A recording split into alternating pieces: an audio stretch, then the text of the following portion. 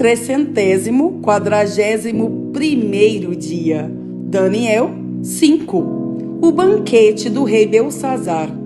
Certa noite, o rei Belsazar da Babilônia deu um banquete. Convidou 1000 autoridades do país e começou a beber vinho com os convidados.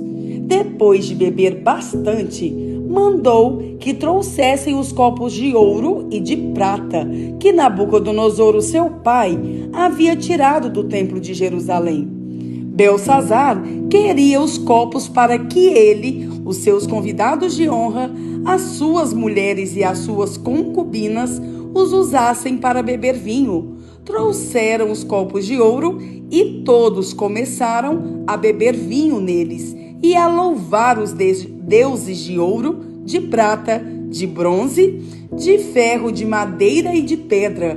De repente, apareceu a mão de um homem e ela começou a escrever na parede branca do salão do banquete, num lugar iluminado pela luz do candelabro. Ao ver a mão, o rei não sabia o que pensar. Ficou pálido de medo e começou a tremer da cabeça aos pés. Depois, gritando, ordenou que chamassem os adivinhos, os sábios e os astrólogos. Logo que eles chegaram, Belsazar disse: aquele que ler o que está escrito na parede e me explicar o que quer dizer, será vestido com roupas de púrpura, receberá uma corrente de ouro para pôr no pescoço e será a terceira autoridade mais importante no meu reino. Todos os sábios entraram no salão, mas nenhum deles pôde ler o que estava escrito na parede, nem explicar ao rei o que aquilo queria dizer. O rei se assustou ainda mais e o seu rosto ficou mais pálido ainda. E nenhuma das altas autoridades sabia o que fazer. Então, a rainha mãe, que tinha ouvido os gritos do rei e dos seus convidados de honra, entrou no salão e disse ao rei: que o rei viva para sempre. Não se assuste, nem fique pálido assim, pois aqui no seu reino há um homem que tem o espírito dos santos deuses. Quando Nabucodonosor, seu pai, era rei, esse homem provou que era juizado, inteligente e sábio, tão sábio como os deuses. E o rei Nabucodonosor pôs esse homem como chefe dos sábios, adivinhos, feiticeiros e astrólogos. Pois Daniel, esse homem a quem o rei deu o nome de Beltesazar, pensa com muita clareza. Ele é sábio e inteligente e pode interpretar sonhos, explicar coisas misteriosas e resolver assuntos difíceis. Portanto, chame Daniel e ele explicará o que está escrito na parede. Daniel explica as palavras misteriosas. Levaram Daniel até a presença do rei e este perguntou: você é mesmo aquele Daniel, um dos judeus que o meu pai, o rei Nabucodonosor, trouxe de Judá como prisioneiros? Já me disseram que o espírito dos deuses está em você e que você pensa com muita clareza e é muito inteligente e sábio. Há pouco estiveram aqui os sábios e os astrólogos que eu mandei chamar para que lessem as palavras que estão escritas na parede e me explicassem o que elas querem dizer. Porém, eles não puderam dar nenhuma explicação. Mas alguém me disse que você pode explicar mistérios e resolver assuntos difíceis. Portanto, se você puder ler o que está escrito e me explicar o que quer dizer, você será vestido com roupas de púrpura, receberá uma corrente de ouro para pôr no pescoço e será a terceira autoridade mais importante no meu reino. O Daniel respondeu: o Senhor pode ficar com os seus presentes ou então dá-los a outra pessoa. Mesmo assim, eu vou ler as palavras que estão escritas na parede e vou explicar ao Senhor o que elas querem dizer. Ó Rei, o Deus Altíssimo deu o reino ao seu pai, o rei Nabucodonosor, e lhe deu também poder, glória e majestade. O poder que Deus lhe deu era tão grande que todos os povos do mundo tremiam de medo na presença dele. Se ele queria, matava uma pessoa, ou se queria, deixava que vivesse. Elevava uns e rebaixava outros, mas ele ficou tão vaidoso, tão teimoso e tão cheio de si, que foi derrubado do poder e perdeu toda a sua glória. Foi expulso do meio dos seres humanos, perdeu o juízo e agia como um animal. Morava com jumentos selvagens, comia capim como os bois e dormia ao ar livre, ficando molhado pelo sereno.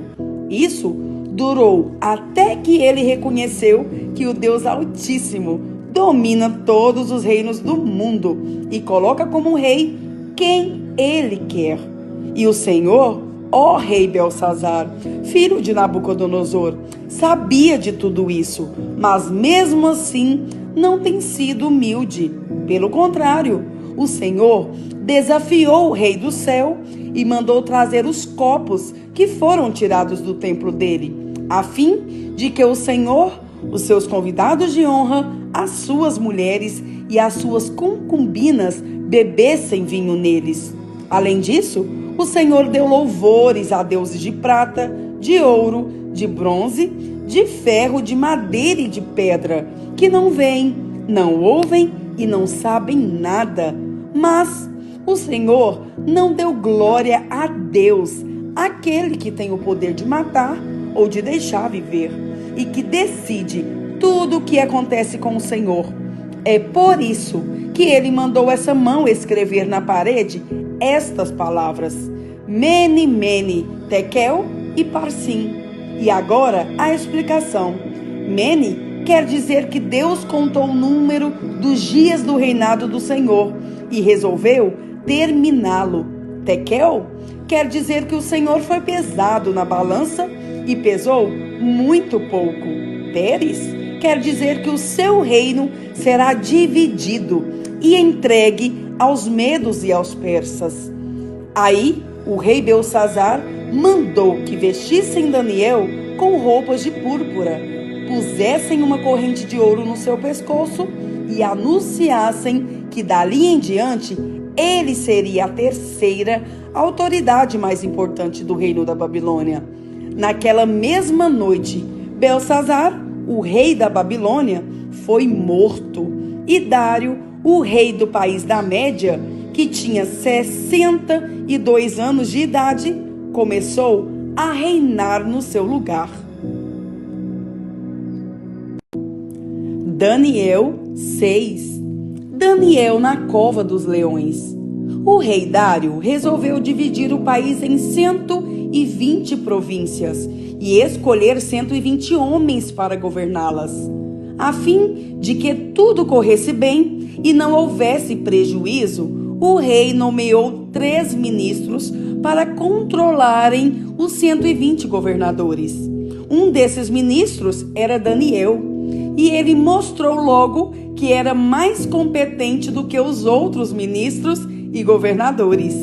Ele tinha tanta capacidade que o rei pensou em colocá-lo como a mais alta autoridade do reino. Aí, os outros ministros e os governadores procuraram achar um motivo para acusar Daniel de ser mau administrador, mas não encontraram.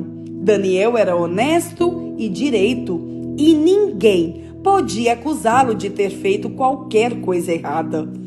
Então, eles disseram uns aos outros: nunca encontraremos motivo para acusar Daniel, a não ser que seja alguma coisa que tenha a ver com a religião dele.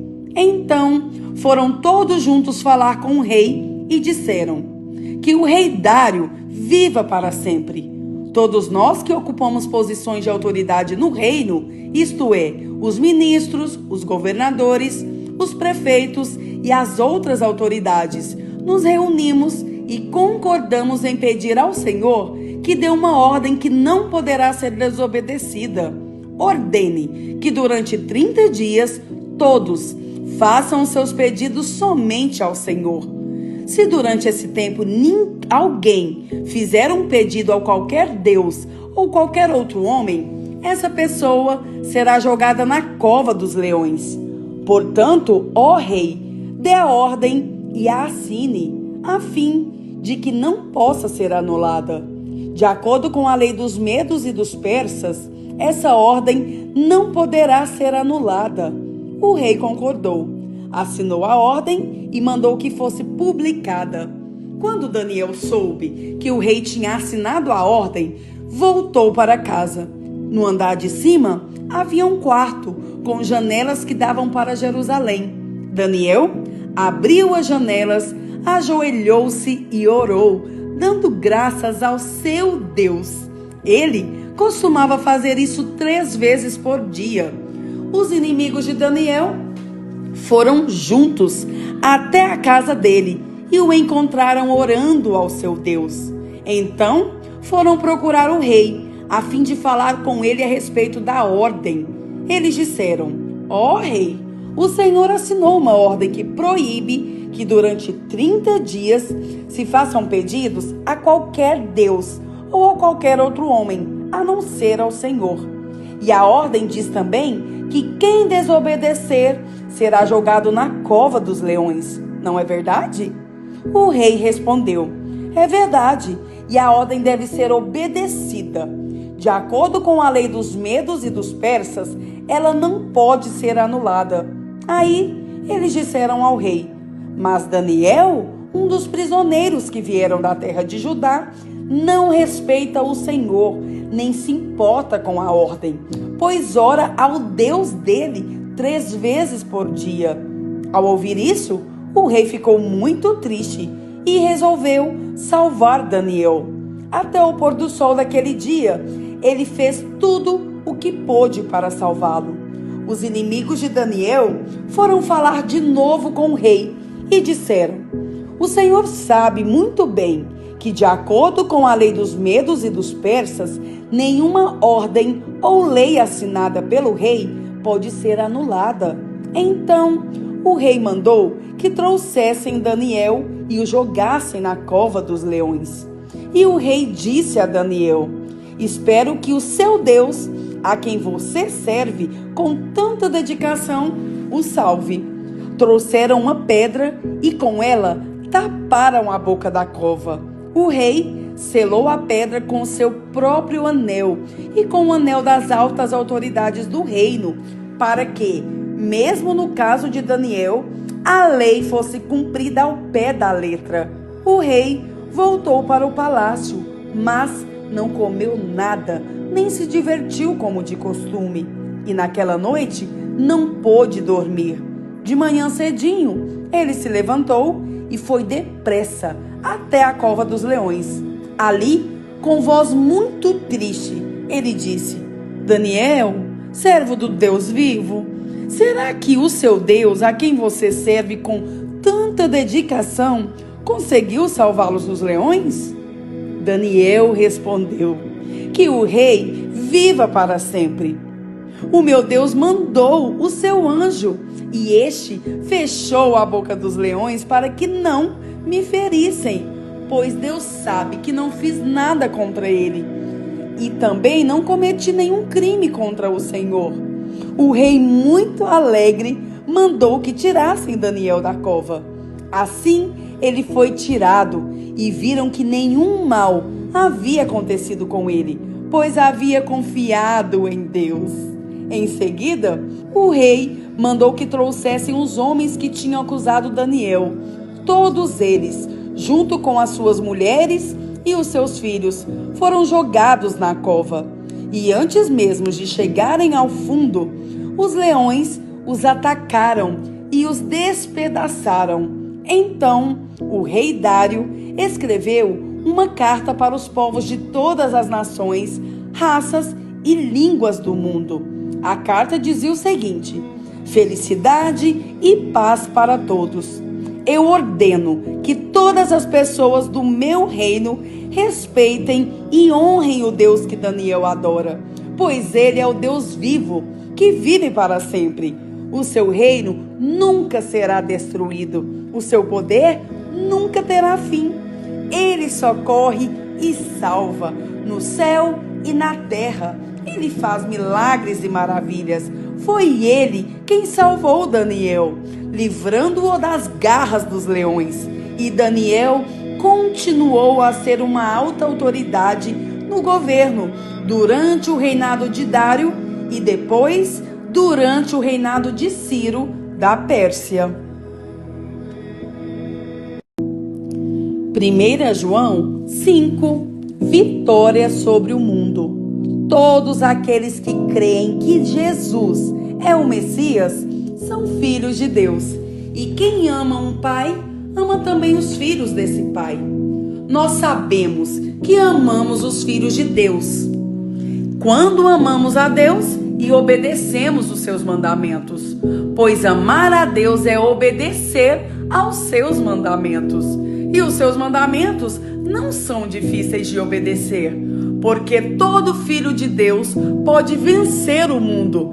Assim, com a nossa fé, conseguimos a vitória sobre o mundo.